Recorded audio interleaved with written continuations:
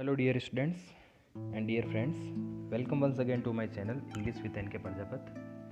आज हम इस वीडियो में टेंस का पहला जो टाइप है present simple tense with adverbs clear करेंगे, जो क्लास 9th, 10th और 11th के लिए वेरी यूजफुल है और ये खास बोर्ड की क्लास के अकॉर्डिंग बनाया गया है और पूरी एडवर्ब जो है पहचान जो है वो यहाँ पर क्लियर की गई है, यूज़ है और इसके काफ़ी एग्जांपल्स मैंने इस वीडियो में आपके लिए लिखे हैं। तो चलिए स्टार्ट करते हैं। सबसे पहला टेंस है present simple tense. Present simple tense में हिंदी पहचान है कि हिंदी वाक्यों के अंत में ता है, ती है, ते है, ता हूँ, ती हूँ एट्सेट्रा ऐसी पहचान आती है। जैसे वह मैदान में फुटबॉल खेलता है, वह यहाँ कभी कभी आती है, वे सब यहाँ पर पढ़ते हैं, वह मेरा काम करता है। तो ऐसे हिंदी वाक्यों में अंत में पहचान आती है तो वो प्रेजेंट सिंपल टेंस के सेंटेंस होते हैं। तो हमें परीक्षा में ये पहचान ध्यान में न रखनी है, ना ही वो ऐसे सवाल आते हैं कि इसका हिंदी से इंग्लिश अनुवाद करो।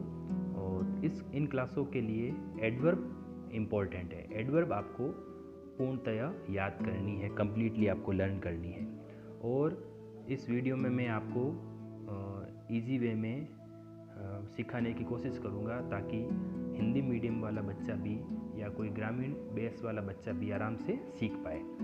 एडवर्ब का अर्थ होता है क्रिया विशेषण और ये एडवर्ब हमें किसी वाक्य को ये पहचानने में मदद करती हैं कि ये किस टेंस का वाक्य है। यहाँ पर इतनी सारी जो एडवर्ब्स या नीचे और जो लिखी हुई है वो सब ये बताती हैं कि इनसे जुड़े हुए जो भी वाक्य होंगे वो सब किस टेंस के होंगे, प्रेजेंट सिंपल टेंस के होंगे। तो ये एडवर्ब आपको रटनी है, जैसे always, never, daily, regularly, often, generally, hardly, seldom, scarcely, normally, sometimes, rarely, frequently, occasionally, बैरली। ये सब एक शब्दों में लिखी हुई एडवर्ब हैं जो आपको प्रेजेंट सिंपल के टेंस में के सेंटेंस में मिलेगी देखने को। नीचे लिखा हुआ वंस और ट्वाइस प्लस टाइम। वंस और ट्वाइस टाइम का मतलब होता है जैसे सप्ते में एक बार तो वंस अ वीक, महीने में एक बार वंस अ मंथ, और ट्वाइस दो बार तो ट्वाइस, तीन बार ट्राइस। तो ऐसा भी प्रेजेंट सिंपल में ही पहचान होती है। On Sunday, on Monday, on Tuesday etcetera. In the morning, evening, afternoon, in the morning, in the evening, ये भी पहचान प्रेजेंट सिंपल की है। ईच या एवरी प्लस टाइम। ईच या एवरी के साथ अगर कोई टाइम सूचक शब्द आ जाए तो वो भी प्रेजेंट सिंपल है। जैसे each day, every day, every year, every month, each month, इस तरह से। इनके अलावा भी कुछ अदर एडवर्ब्स हैं जो आपको लर्न करनी है, वो इम्पोर्टेंट हैं। जैसे यहाँ पर दूसरी हैबिचुअल एक्शन, ऐसा कार्य जो आदतन हो, किसी का कोई काम करने की आदत पड़ जाती है तो प्रेजेंट सिंपल टेंस का वो वाक्य होगा। Facts of science and maths, गणित और विज्ञान से संबंधित कोई तथ्य आ जाती है, सेंटेंस आ जाता है तो वो प्रेजेंट सिंपल में होगा। यूनिवर्सल ट्रुथ, सार्वभौमिक सत्य, ऐसी बातें जो नेचुरल सत्य होती हैं वो प्रेजेंट सिंपल में लिखी जाती हैं। इन ईडियम्स एंड प्रोवर्ब्स का मुहावरे और कहावतों में भी प्रेजेंट सिंपल का प्रयोग होता है। फॉर प्लान फ्यूचर वर्क, भविष्य में होने वाले निश्चित कार्यों के लिए प्रेजेंट सिंपल का प्रयोग किया जाता है, यानी ऐसा कार्य जो आने वाले समय में टाइम टेबल के अकॉर्डिंग होता है तो वो प्रेजेंट सिंपल उसमें यूज किया जाता है। For the heading of newspaper, समाचार पत्रों की जो हेडिंग आती है, आज अगर कोई घटना होती है, कोई मैच होता है, कोई फंक्शन होता है, अगर दूसरे दिन अखबार में आती है तो जो मेन हेडिंग होती है वो प्रेजेंट सिंपल में लिखी जाती है। फॉर कमेंट्री, मैच में जो कमेंट्री होती है, आंखों देखा जो हाल सुनाया जाता है वो भी प्रेजेंट सिंपल में बोला जाता है। इन फर्स्ट कंडीशन, प्रथम शर्त सूचक वाक्यों में। ये सब जो इतनी एडवर्ब्स हैं, पहचान है, ये सब प्रेजेंट सिंपल टेंस की हैं और ये सबसे इम्पोर्टेंट और सबसे बड़ा है एडवर्ब की दृष्टि से देखें तो इन सब एडवर्ब्स को आपको याद करना है लिख लिख कर नोटबुक में। ये प्रेजेंट सिंपल टेंस आप नोट करें और उन्हें याद करें। ठीक है, ये तो हुई एडवर्ब्स की बात। अब इसका यूज देखते हैं। इस टेंस में खाली जगह जो आएगी उसमें आपको यूज करना है, ध्यान से सुने, वर्ब की फर्स्ट फॉर्म या वर्ब के साथ एस या ईएस। दो चीज़ आ रही है, या तो वर्ब की फर्स्ट फॉर्म या वर्ब के साथ एस या ईएस। ठीक है, एक तो ये और दूसरी ये, दोनों में से एक यूज करना है। और ये वर्ब की फर्स्ट फॉर्म या वर्ब के साथ एस या ईएस का यूज़ जो है वो केवल और केवल पॉजिटिव सेंटेंस में, अफर्मेटिव सेंटेंस में इसका यूज़ होगा। केवल सकारात्मक वाक्यों में इसका प्रयोग होगा। नकारात्मक और प्रश्नवाचक, नेगेटिव और इंटरोगेटिव में इसका यूज नहीं होता है। ओके, ध्यान रखने योग्य बात। नेक्स्ट, अब ये V1 का प्रयोग किन किन कर्ताओं के साथ होगा ये भी ध्यान देने होगी। जब वाक्य का कर्ता आई, वी, यू, दे और कोई बहुवचन प्लूरल होगा तो वहाँ पर हम वर्ब की फर्स्ट फॉर्म का प्रयोग करेंगे। और वर्ब के साथ एस या ईएस कब लगाएंगे? जब सब्जेक्ट ही, सी, इट और कोई सिंगुलर यानी एक वचन होगा तो वहाँ पर वर्ब के साथ एस या ईएस लगाएंगे। तो ये मेन जो बात है आपको ध्यान रखनी है। और पॉजिटिव सेंटेंस का ही 10th क्लास में, ज़्यादातर क्लासों में एडवर्ब के बारे में पूछा जाता है। तो ये आपको अच्छी तरह से आना चाहिए कि वर्ब की फर्स्ट फॉर्म या उसके साथ एस या ईएस। वर्ब की फर्स्ट फॉर्म का प्रयोग इन कर्ताओं के साथ, वर्ब के साथ एस या ईएस का प्रयोग इन कर्ताओं के साथ किया जाता है। जैसे यहाँ पर मैंने लिखा है दो वर्ब, रन, रैन, रन, गो, वेंट, गॉन। तो एक वर्ब की 3 फॉर्म्स होती है जैसा हम पढ़ते हैं। तो यहाँ पर जैसे ये वर्ब की फर्स्ट फॉर्म है, ये सेकंड फॉर्म है, ये थर्ड फॉर्म है। तो इस टेंस में कहा गया या तो वर्ब की फर्स्ट फॉर्म का प्रयोग कर दो जो कहते हो, ठीक है, और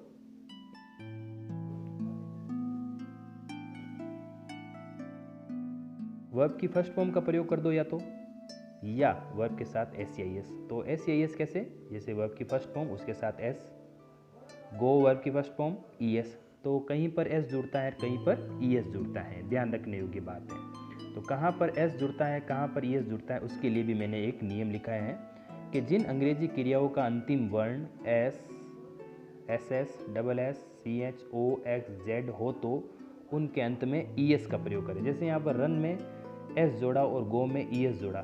ऐसा इसलिए हुआ कि गो का जो पीछे वाला शब्द है ओ, अक्सर जो है ओ इनमें से आ रहा है, तो इसलिए ईएस जुड़ा यहाँ पर गोज। यहाँ पर रन में एन है तो उसमें इस तरह का नियम लागू नहीं है, तो ओनली एस जुड़ेगा।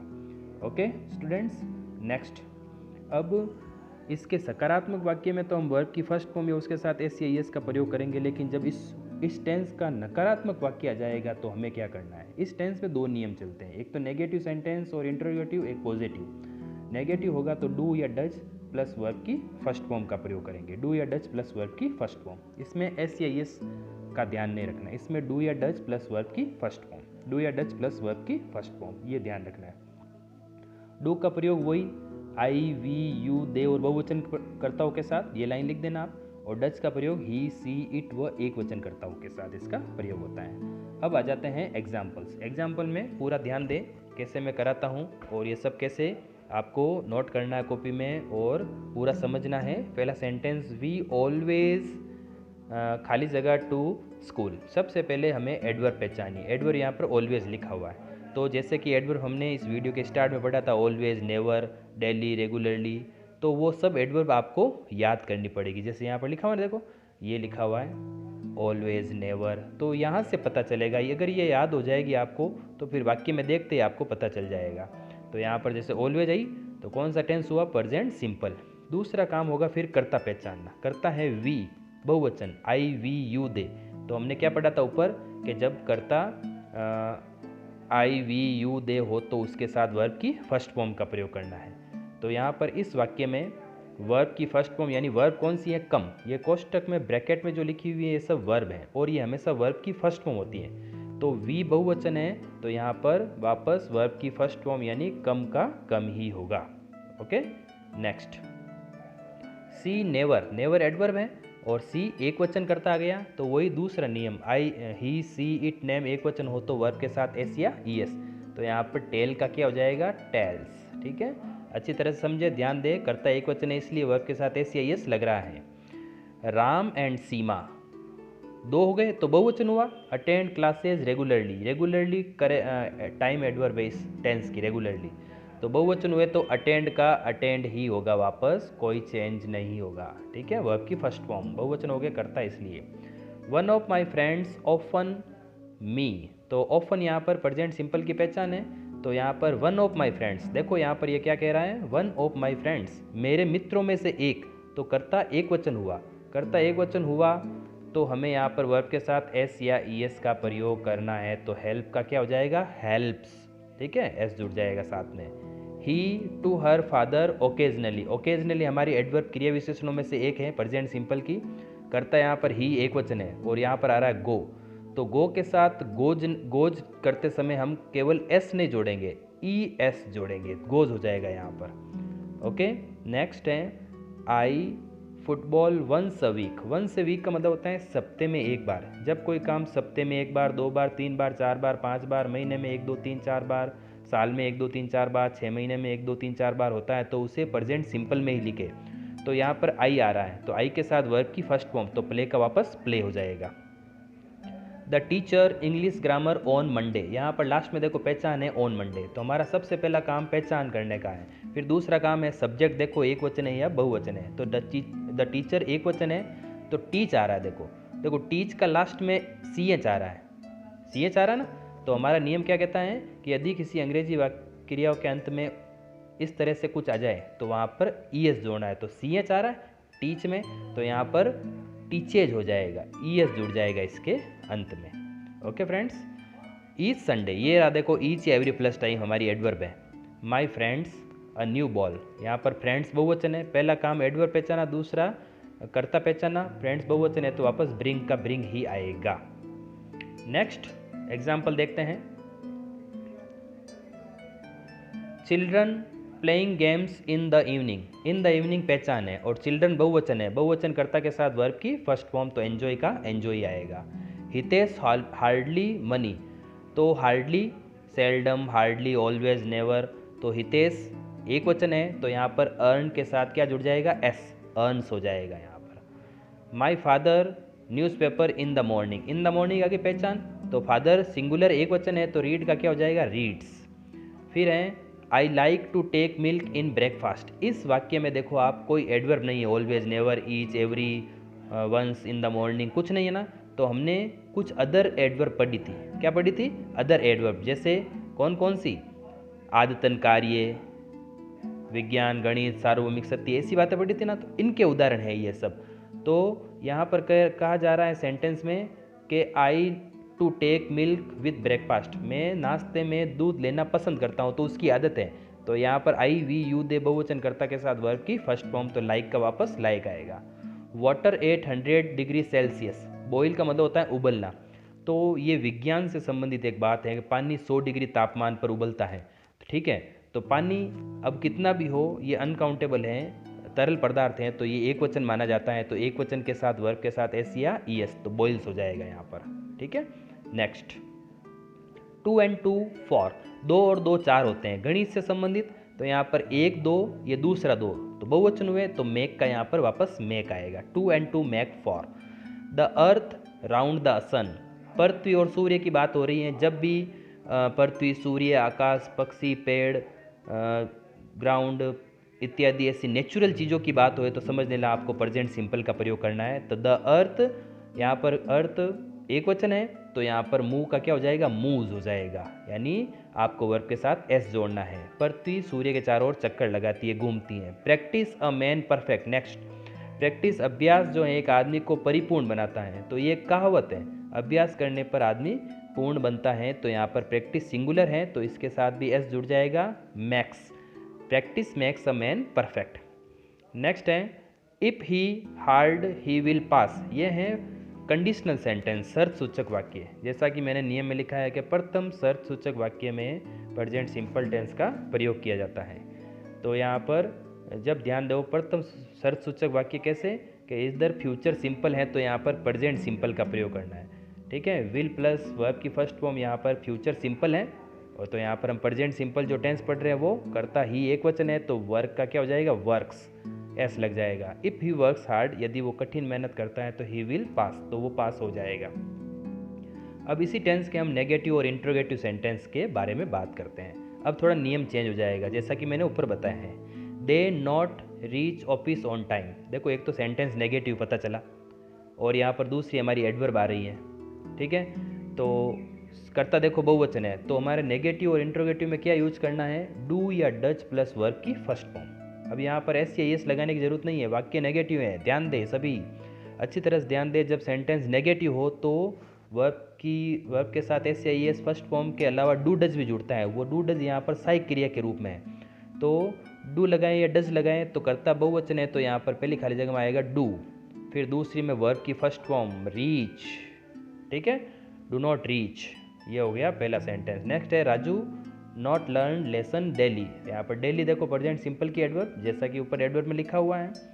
यहाँ पर जो ये नॉट और लर्न लिखा हुआ है, यहाँ पर ऐसे भी सेंटेंस आ गए हैं कि पीछे ब्रैकेट में नॉट देकर बताया गया है कि सेंटेंस नेगेटिव है। तो मैंने आपको हर तरह से समझाने की कोशिश की है। राजू यहाँ पर सिंगुलर है, यहाँ पर पता चल रहा है नेगेटिव है, बीच में भी आ सकता है, ब्रैकेट में भी आ सकता है, तो आपको नोट का यूज करते हुए उत्तर लिखना है। तो राजू सिंगुलर है तो यहाँ पर पहले आएगा डज, ठीक है, दे बहुवचन था इसलिए डू आया। अब राजू डज नॉट लर्न, ठीक है। वर्ब के साथ एस या एस का प्रयोग मत करना, क्योंकि डू डज जोड़ रहे हैं। जब डू डज जोड़ते हैं तो एस या एस नहीं जोड़ते हैं वर्ब में। खाली जगह यू खाली जगह वर्क रेगुलरली। यहाँ पर देखो ये पीछे मार्क ऑफ इंट्रोगेशन यानी पर्सनवाचक निशान आ रहा है, तो ये वाक्य जो है इंटरोगेटिव है, पर्सनवाचक है। तो पर्सनवाचक है तो हमें ध्यान देना है, वही डू डज का यूज करना है। यहाँ पर सब्जेक्ट यू है तो पहली खाली जगह में आ जाएगा डू और दूसरी में वर्ब की फर्स्ट फॉर्म, ठीक है। नेक्स्ट है खाली जगह सी खाली जगह study in her house generally. ये है जनरली प्रेजेंट सिंपल की एडवर्ब और करता है सिंगुलर सी, तो यहाँ पर पहली खाली जगह में आ जाएगा डज और वर्ब की फर्स्ट फॉर्म, ठीक है। ध्यान दे पर्सनवाचक और नकारात्मक हो तो हमें डू डज प्लस V1, और पॉजिटिव जो पहले पढ़े थे ऊपर सारे इतने सारे वाक्य उसमें वो सब सकारात्मक वाक्य थे, जिसमें नॉट नहीं था, पर्सनवाचक चिन्ह नहीं था, उसमें या तो वर्ब की फर्स्ट फॉर्म का प्रयोग करना है या वर्ब के साथ एस या एस, ठीक है। Next what we in breakfast on Sundays. On Sunday आ रहा है, ऑन संडे ऑन मंडे, तो हम नाश्ते में क्या लेते हैं संडे को, तो पर्सनवाचक है तो पहली खाली जगह में डू आएगा, क्यों, वर्ब करता बहुवचन है और गेट का वापस गेट, ठीक है। नेक्स्ट अब कुछ ऐसे वाक्य पहचान में करने आपको जिसमें हमेशा वर्ब की फर्स्ट फॉर्म ही आती है, ना तो उसके साथ एस या एस लगाना है ना डू डज लगाना है। और वे वाक्य हैं कि यदि वाक्य की शुरुआत प्लीज़ काइंडली से हो, डोंट से हो, लेट से हो, लेट से हो, ऑलवेज नेवर या सबसे पहले खाली जगह आ जाए, तो ऐसे वाक्य में हमेशा वर्ब की फर्स्ट फॉर्म का प्रयोग किया जाता है। क्या क्या, यदि वाक्य की शुरुआत में please kindly, don't, let's, let, always, never खाली जगह हो तो। जैसे देखो यहाँ पर सबसे पहले प्लीज़ आ रहा है, मी सम रुपीज़, तो जब प्लीज़ से शुरू होता है वापस ये कहिए लिख दो lend, please lend me some rupees, कृपया मुझे कुछ उधार रुपए दो। डोंट आउटसाइड आफ्टर सनसेट, तो डोंट से शुरू हो रहा है, सूर्यास्त के बाद बाहर मत जाओ, तो गो का वापस गो। लेट्स प्ले अ गेम, तो लेट से शुरू हो रहा है तो प्ले वापस आएगा खाली जगह में। लेट से शुरू हो रहा है, do this work, let me do this work, मुझे ये काम कर दे दो, तो डू आएगा। Always start with positive thoughts, हमेशा सकारात्मक विचारों से शुरुआत करो, तो यहाँ पर स्टार्ट का वापस स्टार्ट, क्योंकि ऑलवेज से शुरू हो रहा है। नेवर डिपेंड ऑन अदर्स, दूसरों पर निर्भर न रहो, तो नेवर से शुरू हो रहा है तो डिपेंड का डिपेंड आएगा। और नेक्स्ट है सबसे पहले अगर खाली जगह आ जाए तो वहाँ पर सेम वर्ब वापस आएगी, ठीक है। ऐसा सवाल पूछा गया बोर्ड में, तो इसमें से प्लीज़ वाला, नोट और डोंट वाला, खाली जगह वाला, ऐसे सवाल पूछे गए हैं, तो आपको इनको नोट करना है कि ऐसी पहचान आ जाए तो उसमें सीधा वर्ब की फर्स्ट फॉर्म करना है प्रयोग जो कोष्टक में लिखी हुई है, ओके। नेक्स्ट है एक और रूल्स इस टेंस का, कि यदि कोष्टक में यानी ये जो ब्रैकेट में जो हमने इतनी देर पढ़े थे, यहाँ पर जैसे वर्ब आती है वर्ब की फर्स्ट फॉर्म, तो उस ब्रैकेट कोष्टक में वर्ब के स्थान पर बी लिखा हुआ जाए, जैसे देखो यहाँ पर बी लिखा हुआ है ना, तो ऐसी स्थिति में हमें खाली जगह में इज एम आर का प्रयोग करना है। सुन रहे हो सब, ध्यान दे रहे हो, यदि बी लिखा हुआ हो तो इज एम आर, बी लिखा हो तो इज एम आर का प्रयोग करना है। आपको ये नहीं देखना है बी की फॉर्म क्या है या बी के साथ एस या एस कैसे लगाएं, नो, उसमें आपको इज एम आर तीनों में से एक का प्रयोग करना है कर्ता के अनुसार। The trees of the forest, जंगलों के पेड़, तो जंगलों के पेड़ बहुवचन है और यहाँ पर बी लिखा हुआ है तो क्या आएगा यहाँ पर आर, पहली खाली जगह में क्या आएगा आर का प्रयोग होगा। नॉट इंपॉर्टेंट है, आए हुए हैं सवाल ऐसे, ध्यान दें सब। India a great nation, Bharat एक महान देश है, बी आ रहा है तो इंडिया एक वचन है तो यहाँ पर क्या आएगा, इज़, क्या आएगा, इज़ आएगा इस वाक्य में इज का प्रयोग होगा। इंडियन फार्मर्स हार्ड वर्किंग, भारतीय किसान मेहनती होते हैं तो भारतीय किसान यहाँ पर बहुवचन है तो बहुवचन के लिए क्या होएगा, आर। एक वचन के लिए इज और बहुवचन के लिए क्या होता है, आर का प्रयोग किया जाता है। तो ये इस तरह से हमने आज प्रेजेंट सिंपल टेंस को इस वीडियो में पूरा कंप्लीट किया है और एडवर्ब सहित और खूब सारे इसके एग्जाम्पल 25-30 एग्जाम्पल हमने 25 के आसपास एग्जाम्पल देख लिए हैं, लगभग 25 प्लस ही हैं। तो ये सब अगर एग्जाम्पल आप तैयार कर लोगे तो ऐसे ही सेंटेंस, ऐसी पहचान वाले सेंटेंस आपको परीक्षा में मिलेंगे। Okay friends and students, enough today in this video. See you next in my video. Thank you.